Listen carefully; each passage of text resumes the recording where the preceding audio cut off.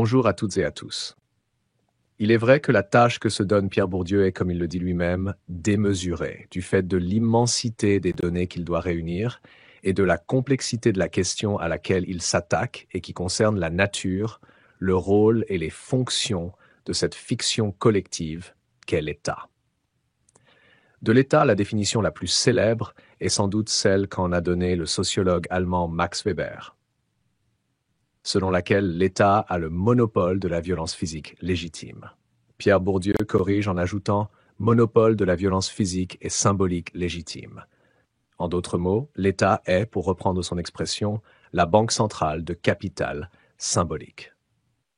Tout en proposant une nouvelle théorie de l'État, Pierre Bourdieu esquisse en concentrant son attention sur la France et l'Angleterre, mais en regardant aussi du côté du Japon ou de la Chine, une analyse originale du long processus de constitution de l'État dynastique à l'État moderne.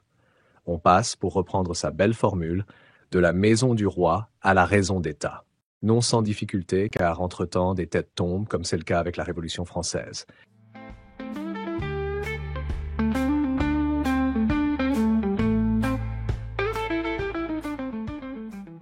Cet ouvrage présente une réflexion épistémologique sur l'État et sur la difficulté à penser l'État en tant qu'objet de recherche et construction sociale. Pour ce faire, Bourdieu l'étudie sur le temps long en allant jusqu'au Moyen-Âge et l'État dynastique, et considère que faire une histoire génétique est le seul antidote à ce qu'il appelle l'amnésie de la Genèse, qui est inhérente à toute institutionnalisation réussie. Toute institution qui réussit à s'imposer impliquant l'oubli de sa genèse.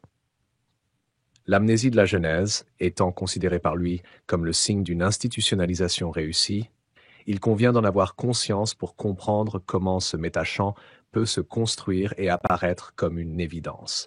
Le propre d'une socialisation réussie, c'est de faire oublier la socialisation, de donner l'illusion de l'innéité à propos des acquis, ce que j'appelle l'amnésie de la Genèse. L'analyse processuelle, ou une démarche socio-historique, est alors utile pour se libérer de l'évidence du social, et ce d'autant plus que, pour Bourdieu, parmi les instruments de production d'évidence, de sentiment d'évidence, l'État est sûrement le plus puissant.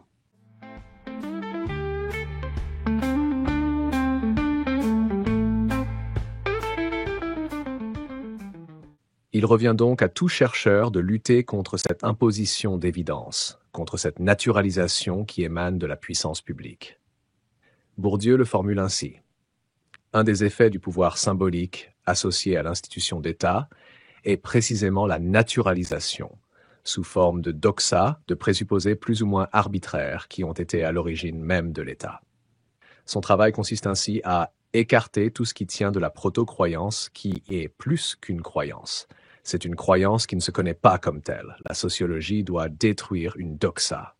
En tant qu'élément qui fonde un certain ordre des choses, l'État s'impose progressivement dans une vision unique, sorte de point de vue des points de vue qui facilite la rhétorique de l'officiel.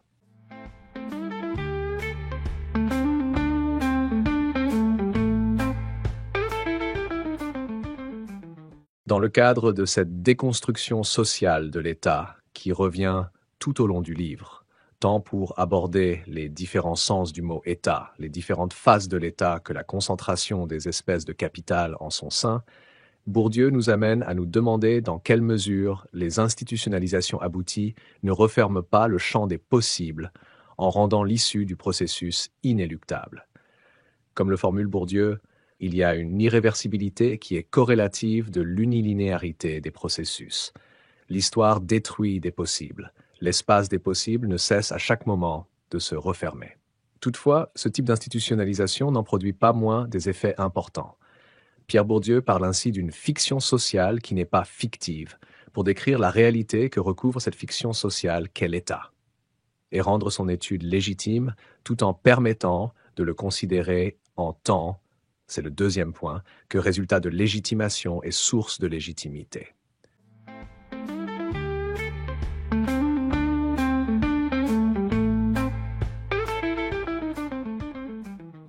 L'État ne fait cependant pas que réguler les marchés, il les crée également. L'étude du développement dans les années 1970 et 1980 du marché de la maison individuelle en constitue un bon exemple, dans la mesure où l'État y joue un rôle décisif. Il s'agit d'un marché co-construit à la fois par des acteurs politiques, administratifs et économiques, et pour lequel les élites de l'État ont joué un rôle fondamental. Dans son cours, Pierre Bourdieu présente l'État comme producteur de principes de classement et de légitimité obtenus par et pour les agents de l'État, les élites étatiques notamment. Bourdieu en fait le récit socio-historique. Ces agents ont construit progressivement cette chose que nous appelons l'État, c'est-à-dire un ensemble de ressources spécifiques autorisant leurs détenteurs à dire ce qui est bien pour le monde social dans son ensemble, à énoncer l'officiel et à prononcer des mots qui sont en fait des ordres, parce qu'ils ont derrière eux la force de l'officiel. La production d'une légitimité de l'État résulterait donc en partie de la violence symbolique dont il bénéficie grâce aux agents de l'État.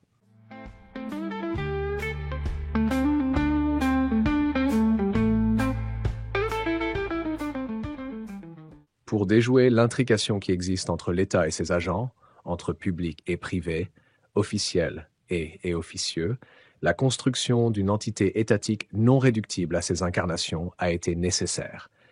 Cette dissociation, ce non-recouvrement complet de l'État avec ses agents, serait d'ailleurs ce qui distingue, selon Bourdieu, l'État bureaucratique de l'État dynastique. En développant des questionnements sur le chevauchement qui existe entre l'État et son représentant, le fonctionnaire et sa fonction, Bourdieu se démarque fortement de la vision weberienne de l'État. Max Weber insiste sur le fait que la logique bureaucratique s'impose idéalement, à la limite, lorsque le fonctionnaire est complètement dissocié de la fonction, lorsque la personne n'apporte plus rien à la fonction et n'emprunte plus rien à la fonction. Pour Bourdieu, les agents sont précisément mêlés avec leurs fonctions. Ils sont investis dans leurs fonctions et leurs fonctions les investit.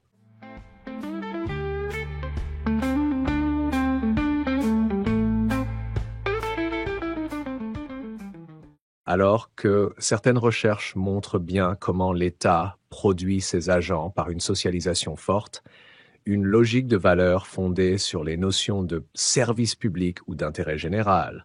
Par exemple, Bourdieu renverse la perspective en considérant que l'État est en partie produit par ses agents. L'État, comme ensemble d'agents sociaux, unifiés, soumis à une même souveraineté, est le produit de l'ensemble des agents mandatés pour exercer la souveraineté, et non l'inverse. Le lien existant entre l'État et ses représentants serait par conséquent bien plus intriqué et complexe qu'il n'y paraît.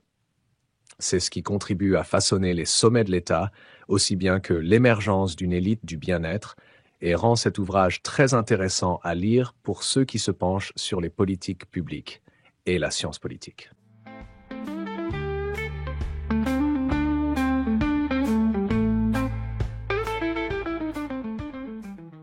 Bourdieu explique ainsi cet entremêlement. Un certain nombre d'agents qui ont fait l'État et se sont faits eux-mêmes comme agents d'État en faisant l'État ont dû faire l'État pour se faire détenteurs d'un pouvoir d'État. Pourtant, tous les agents au sein de l'État ne disposent pas du même pouvoir et on peut regretter que l'hétérogénéité propre à ce champ ne soit pas davantage rendue visible dans cet ouvrage. Rendre son pouvoir plus fort et légitime afin d'asseoir davantage encore sa position grâce à un cumul des différents capitaux et une concentration du pouvoir pour une partie des agents de l'État, des élites étatiques en fait, est présenté par Bourdieu comme une manière d'établir un certain ordre social. Les conditions d'exercice de l'autorité de l'État participent de ce fait également à des mécanismes de reproduction et d'intégration sociale.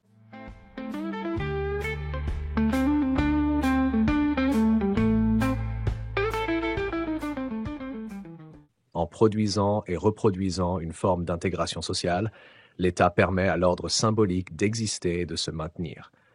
Il autorise de ce fait la production et reproduction d'un ordre social établi. La domination de l'État est cependant spécifique dans la mesure où elle passe davantage par le consensus que par la coercition, et Bourdieu, en reprenant Weber, parle ainsi de domestiquer les dominés, en évoquant le cas de la philanthropie, par exemple.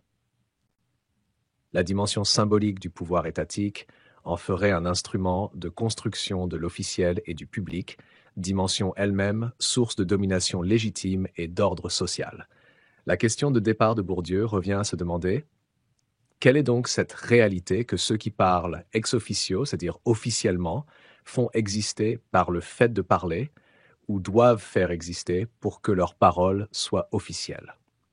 Autrement dit, comment l'État réussit-il à acquérir une légitimité, cette dernière étant le meilleur moyen d'asseoir une domination légale et donc difficilement contestable?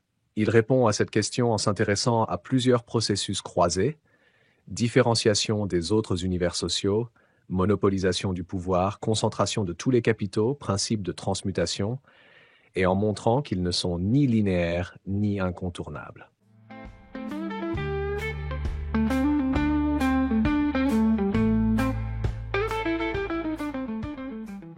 Le principe de transmutation semble particulièrement intéressant dans la mesure où il renvoie à la manière dont Bourdieu considère que l'accumulation n'est pas simplement une addition. Il se passe des changements liés, par exemple, au fait que la même instance cumule différentes espèces de capital qui normalement ne sont pas cumulées par les mêmes catégories de gens. Le but de Bourdieu au fil de son cours sur l'État semble donc être d'analyser l'apparition de l'État moderne, c'est-à-dire le processus de transmutation du privé en public, avec ses transitions longues, des avancées et des reculs, en montrant comment l'interdépendance fine des groupes sociaux participe à la constitution de cet ordre social établi. Sur ce point, et concernant son approche très documentée, autant ses références nombreuses aux travaux historiques semblent lui servir à valider l'idée de transmutation, autant l'absence de référence à d'autres travaux de sociologie française peut être remarquée et interrogée.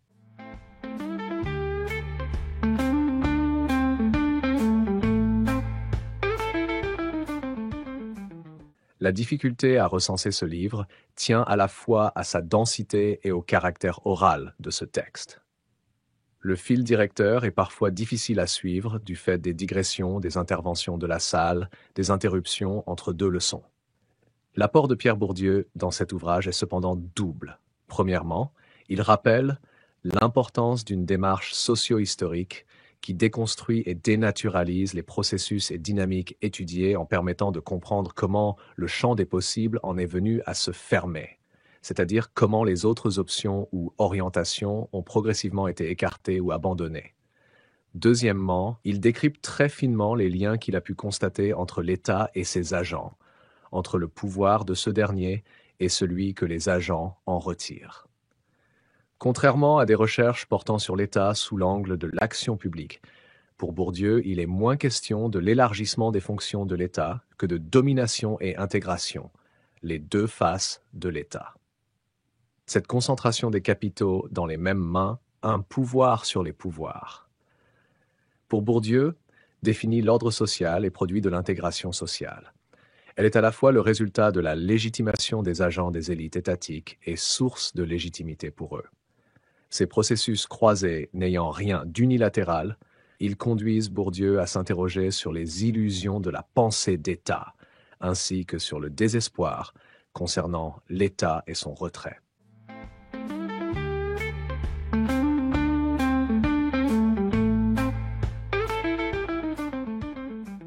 Je vous remercie d'avoir suivi cette vidéo. N'oubliez pas de la partager sur vos réseaux. Abonnez-vous pour m'encourager. Merci encore et à la prochaine vidéo.